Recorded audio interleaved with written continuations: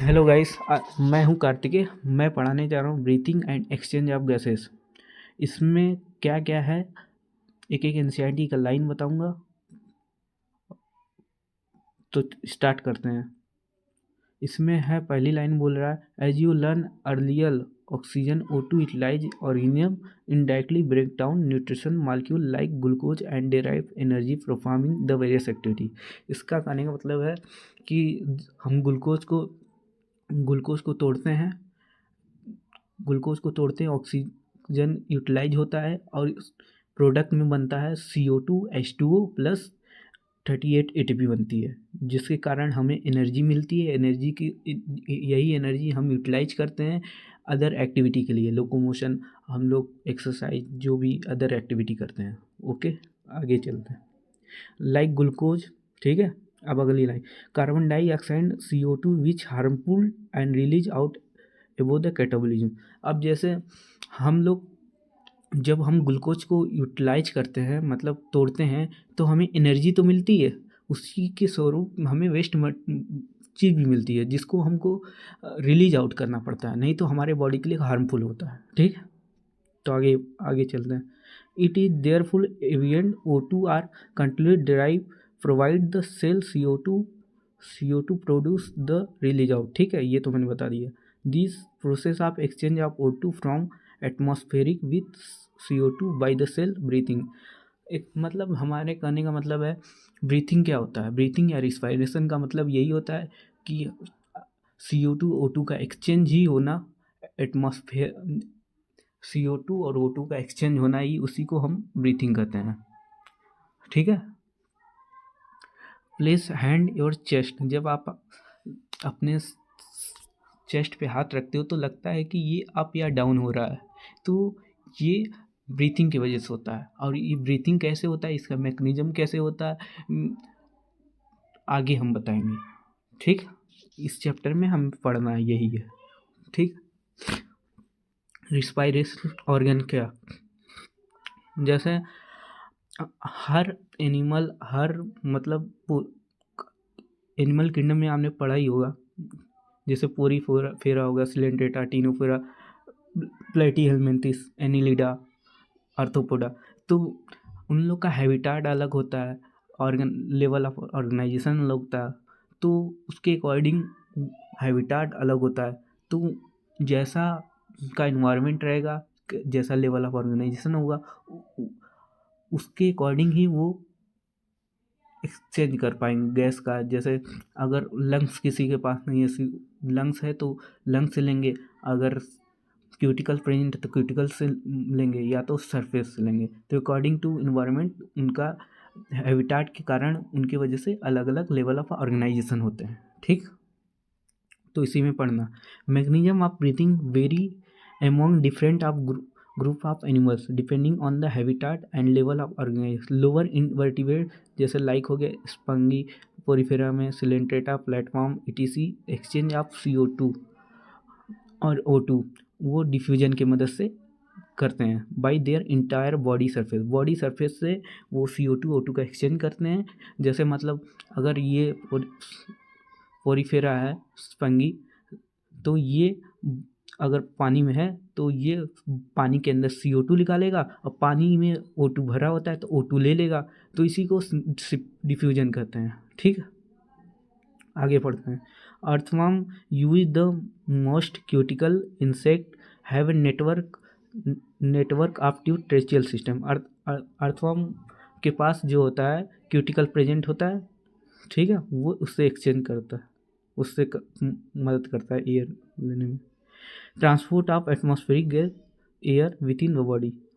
वस्कुलाइज structure of gills use the, जो arthropod पानी में रहते हैं वो गिल्स से लेते हैं। ठीक है, एंड मुलस्का, उसके पास वस्कुलाइज बैग होता है, लाइक उसको लंग्स बोलते हैं, लंग। ठीक है, use by the terrestrial exchange of gas. Among vertebrate fish use करते हैं गिल्स, रेप्टाइल्स, बर्ड्स और मैमल्स ये लंग्स यूज करते हैं। एम्फीबियंस लाइक ये तीनों से करता है, स्किन से भी करता है और लंग से भी करता है, गिल्स रहता है। ये डिपेंड करता है ये रहता कहाँ पे। जैसे अगर ज़मीन में है तो मॉइस्ट स्किन से करेगा, अगर लैंड पे है तो ये लंग से करेगा, अगर वाटर के अंदर है तो ये गिल से करेगा। ठीक है। अब मैमल्स की बात कर रहे हैं तो हम लोग की बात थी, हम लोग के पास तो वेल डेवलप्ड लंग्स होते हैं, मतलब रिस्पायरेटरी सिस्टम कंप्लीट होता है, तो हम लोग O2 एक्सचेंज करते हैं। अब बात करते हैं हम लोग के स्ट्रक्चर की, ह्यूमन के स्ट्रक्चर की बात कर रहे हैं, ह्यूमन रिस्पायरेटरी सिस्टम की बात कर रहे हैं। हम लोग के पास पेयर ऑफ नोस्ट्रिल होते हैं, 2 नोस्ट्रिल होते हैं जो ओपनिंग होता है आउटसाइड। ठीक है। Upper lips led to the nasal chamber through the nasal passage. Nasal chamber से नेसल पैसेज के पास जाना होता है। द नेसल चैम्बर क्या है, ओपन, नेसल चैम्बर ओपन होता है फेरिंग्स के पास, और फेरिंग्स क्या होता है, ये कॉमन पाथ होता है फूड और एयर का। ठीक है। फेरिंग्स ओपन होता है लैरिंग्स के पास। ठीक है। इनटू ट्रेचिया, और ये ट्रेचिया के पास। लैरिंग्स क्या होता है, कार्टिलेजिनस बॉक्स होता है, और ये हेल्प करता है साउंड प्रोड्यूस करने में। ठीक है। इसको और साउंड बॉक्स भी बोल सकते हैं। ड्यूरिंग द सॉलिंग द, जैसे आप खाना खाते हैं सॉलिंग, तो glottis can cover by the thin elastic cartilaginous flap. जब खाना खाते हैं तो कहीं खाना एयर पाइप में ना चल जाए, इसलिए इलास्टिक कार्टिलेजिनस फ्लैप वो कवर कर देता है, उसको एपिग्लोटिस बोलते हैं, जो प्रिवेंट करता है entry of the food into लैरिंग्स, लैरिंग्स में ना चला जाए। ठीक है। ट्रेचिया स्टेट ट्यूब होता है। ठीक है।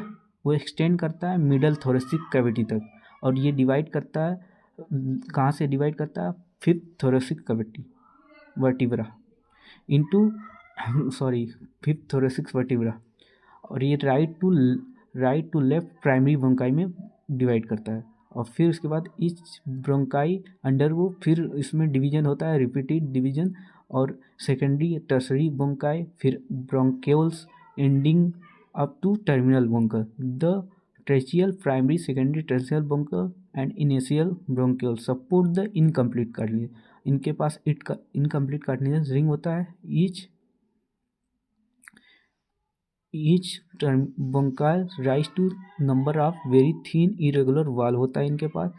वस्कुलाइज back like structure alveoli, alveoli का काम ही होता है O2 CO2 का एक्सचेंज होना।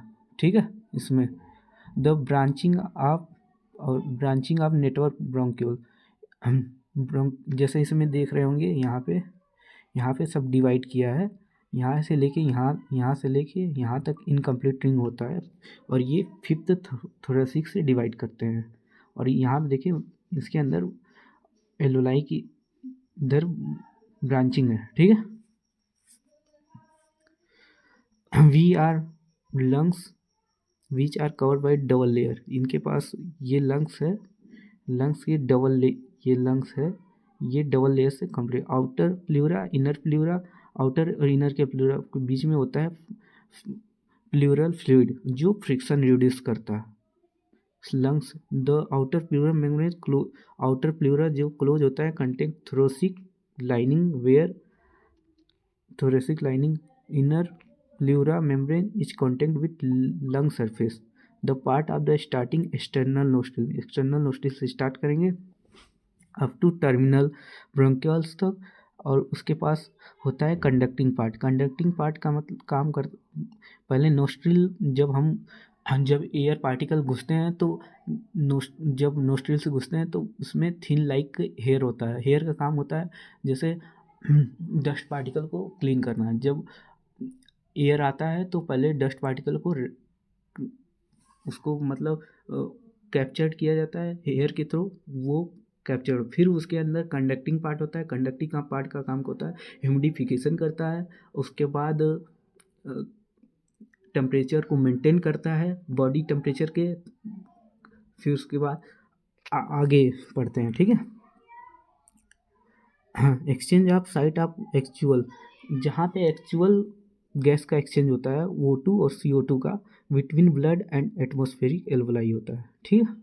The lungs situated thoracic chamber, anatomically उसके बारे में बात करें तो एयर टाइट चैम्बर होता है। Thoracic chamber form dorsally by the vertical column, ventrally sternum होता है और लेटरली मतलब साइड साइड रिब्स होते हैं और lower side dome shape diaphragm होता है।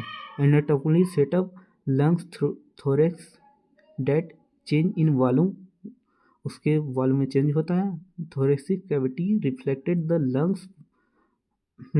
the lungs pulmonary cavity such as the arrange the initially breathing and cannot directly pulmonary valve। अब क्या क्या रिस्पायरेशन में स्टेप होते हैं उसके बारे में बताया है। ब्रीथिंग को ही पल्मोनरी वेंटिलेशन बोलते हैं, by which atmospheric air drawn in CO2 reach in alveolar wall.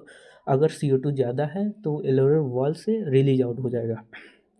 Diffusion of gas O2 और CO2 across the alveolar membrane. Transport of the gas by the blood, gas का transport होता है blood के through.